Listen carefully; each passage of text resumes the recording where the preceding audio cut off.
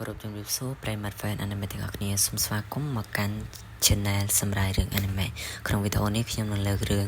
Recode of Ragnarok ដែលចេញក្នុងឆ្នាំ2021មកសម្រាប់ឲ្យប្រិយមិត្តទាំងអស់គ្នាបានស្ដាប់សម្រាប់រឿងនេះដែរខ្ញុំឲ្យ rate 8 លើ 10 ដោយសារតែវាល្អមើលខ្លាំងពិសេសត្រង់ជុតឆាប់យល់គ្នានឹងគឺល្អមើលតែម្ដងអញ្ចឹងដើម្បីកុំឲ្យខាតពេលយូរតោះខ្ញុំនឹងសម្រាប់ឲ្យ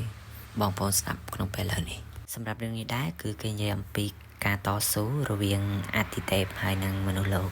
ដោយសារតែអតិទេពគាត់មានកម្រងនៅក្នុងការកម្ចាត់មនុស្សលោកឲ្យអស់ពីផែនដីនឹងដោយសារតែមនុស្សយើងកើតនៅសេចក្តីលោភលន់ការច្រណែនជ្រានេះជាពិសេសគឺភាពខុសខើអញ្ចឹងហើយទើបអតិទេពធ្វើការប្រជុំអតិទេពទាំងអស់ដើម្បីពិភាក្សាគ្នានៅក្នុងការកំណត់ថាតើត្រូវទុកមនុស្សជាតិឲ្យនៅមានបន្តឬក៏ត្រូវកម្ចាត់មនុស្សជាតិឲ្យផុតពូជអ្វីដែលសំខាន់មតិភាគច្រើននៅក្នុងអង្គប្រជុំហ្នឹងគឺអតិថិជនទាំងអស់ជ្រើសយកជំរើសការកម្ចាត់មនុស្សជាតិចោលដោយសារគេយល់ឃើញដូចគ្នាថាមនុស្សអាក្រក់មនុស្សចំណាយជានេះអីចឹងទៅហើយមួយទៀតខ្ញុំភ្លេចណែនាំប្រាប់ប្រិយមិត្តទាំងអស់គ្នាពីតួអង្គក្នុងរឿងចឹងក្នុងអង្គប្រជុំហ្នឹងនេះតួអង្គនេះគឺតួអង្គស៊ូត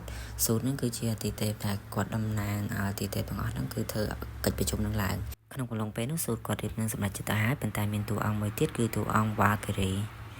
តួអង្គនេះគឺតំណាងឲ្យមនុស្សពាក់កណ្ដាលនិងទេពពាក់កណ្ដាលចឹងខ្ញុំសូមហៅថាតួអង្គស្រីទៅចុះចឹងគាត់ដើរចូលមកគឺដើម្បីមកហាមឃាត់ការសម្រាប់ចិត្តរបស់អតិថិជនទាំងអស់ដោយគាត់ស្នើសុំថាហេតុអ្វីក៏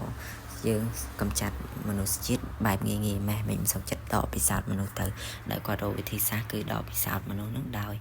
ការយករើសមនុស្សមកប្រកួតជាមួយអតិថិជនហើយក្នុងសំណើនឹងដែរមិនមែនតួស្រីយើងគាត់នឹកឃើញខ្លួនឯងទេគឺគាត់សំអាងទៅលើគម្ពីរបុរាណដែលអតិថិជនគាត់ចារឡើងគឺការប្រកួតហ្នឹងគេហៅថាការប្រកួត